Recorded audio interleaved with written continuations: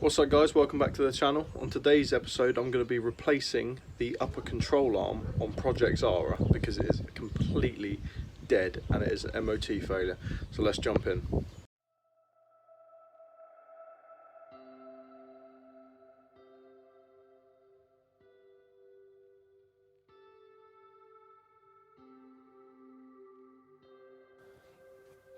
Right, so guys, the tools you'll be needing for this install, you can use some gloves just for safety, cleanliness, if you'd like.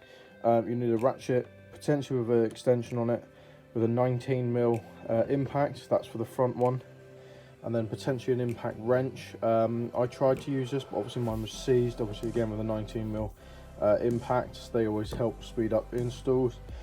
Definitely the torque wrench because you know, this is quite an important part of the suspension. You're going to need to make sure that front one and the rear torque to spec. 14mm ratchet spanner because the ones at the back, if you don't want to take the suspension out like I did, you can't get a ratchet and socket in there because there's just not enough room, so they're always good. And then if you couldn't get it off like me because it was completely seized, a grinder. They're always helpful when working on cars because metal over time does rust and seize together. So yeah guys, you don't need a lot for this install. Obviously you'll be needing a jack with axle stands because you'll be in the air, you know, you're locking wheel nut, take the wheels off, blah blah blah, all that stuff when working under a car. But yeah, that's not much, so let's jump in with the install.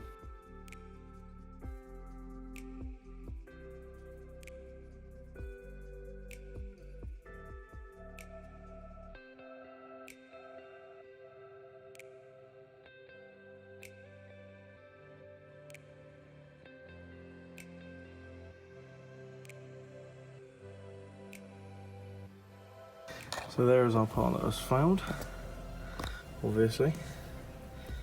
So we're going to be replacing it with not a brand new, but one from a braking 350z. That's what that should look like, basically. Is it in comparison? You can see that one is definitely an MOT failure. So I'm going to show you how to do that. The trouble with this nut here, I might have to grind through this because it's completely seized. I'm not too bothered because you can see it's clearly had way better days. I've got a completely brand new one with a new nut, so it doesn't particularly matter if I have to completely cut it off the car. But I thought we'd move on to the two 14mm bolts at the back.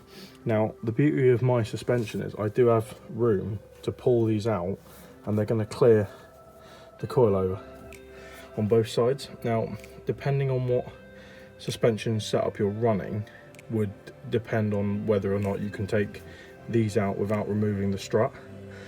These are tiny street basis Z coilovers. They're not at its lowest or highest setting, they're sort of like mid, so I mean you could potentially just turn your coilover until the springs aren't in the way basically. The only thing is that obviously that's only going to apply if you've got coilovers, because obviously the standard car doesn't come with coilovers. So I'll just show you how you get these out. They're pretty easy. Just be careful with their seized because trust me, that is not a good place to round a nut off or a bolt. So just give it a, you know, give it a good soak in a WD-40, and then, you know, do the old backwards and forwards on your spanner or ratchet, whatever you're using. So let's get on with doing that.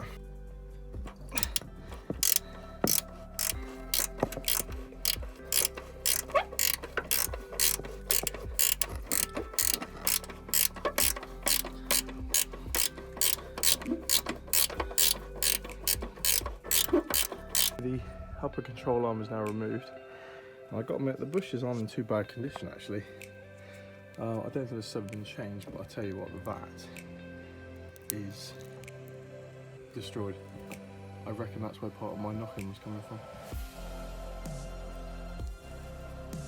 Yeah, completely gone.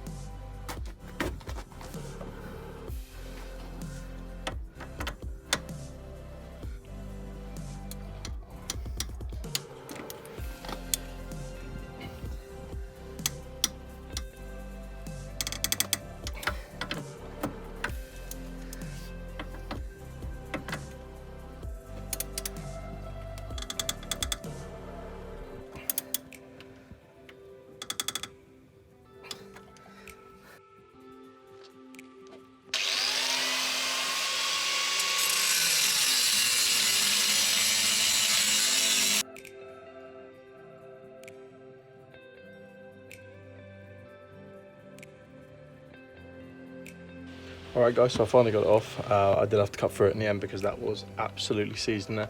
Remember, if you are going to cut, brake lines in here, suspension, all that governed, so just be really careful. Safety first. I don't really have any goggles, but a crash helmet does well. Fire retardant gloves, all that sort of stuff. Basic safety stuff. That was absolutely destroyed. I'm pretty sure that's where my suspension knocking was coming from, because a common fault in these cars is the banana arms in here, but these actually look like they were replaced not long ago. This on the other hand has been knocking. So yeah, let's chuck that one in the bin. And we got a new one. This isn't exactly new, but it is off a 2009 350z, so it's much newer, but it's in perfect working order. No signs that it's going to give out soon. The grommets all good, the threads are all good, and the bushes are all good on the back, so we're going to get and install that. Let's do it. Mounting platform is actually clean from any residue and all that from if you act at angle grind like me. And then once you've done that, you should be able to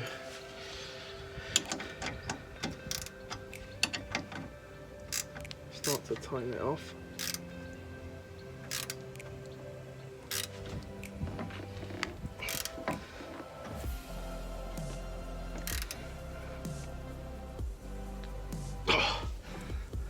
So I think we're good.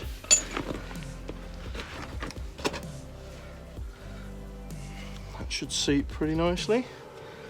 And obviously that will settle over time into place once you put the weight on. And you need to get it back inside holes. It might be a bit of a squeeze, guys. Oh, there's the bolt.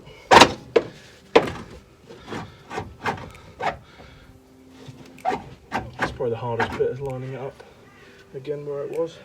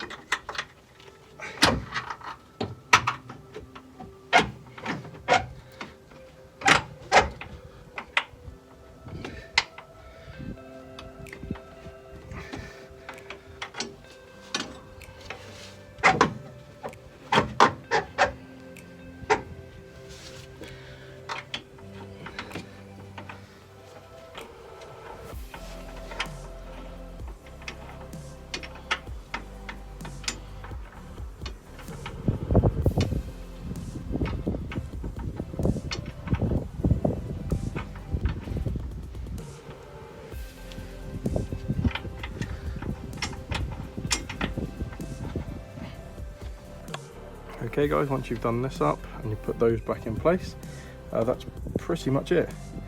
So it's not the hardest install, you've just got to worry about maybe these and them. Apart from that, once it's all in place, it shouldn't, you know, it's supportive of, you know, it's the upper control arm, so it's not like it's a intricate design on this car. Obviously the suspension is quite, you know, thing from other cars, but overall, I've just got to finish tightening these down at the back, and I think that's about it. So let's just carry on and finish with that in a minute. So the last thing to do, guys, is to talk the spec. Now, I never release talk specs for individual cars on this channel because I'm not a qualified mechanic. I'm literally just doing this for project use and you as a guide to just use as a helpful like walk along tutorial. So I always urge you to go and find your own torque specs. Luckily I've got a Haynes manual on this car, tell me exactly what this one is, tell me exactly what those ones are.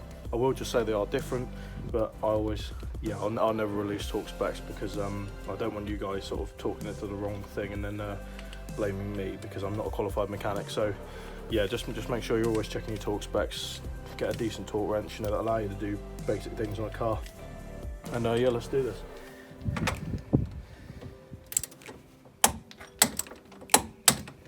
And there we go guys, front upper control arm on Project Zara installed. Hope you found this tutorial walk along thing, a little bit of an update on what I'm doing on Project Zara helpful. I will be doing something that's been needed to do on the inside here in my next video on this car, and as always I'll be releasing more on the Fiesta soon on Project Daily. I want to be looking back to getting more into my photography. Guys, if you ever want a sort of collab or anything, you know, video, it's my sort of thing, you can hit me up. Don't forget to like and subscribe, and I'll see you in the next one.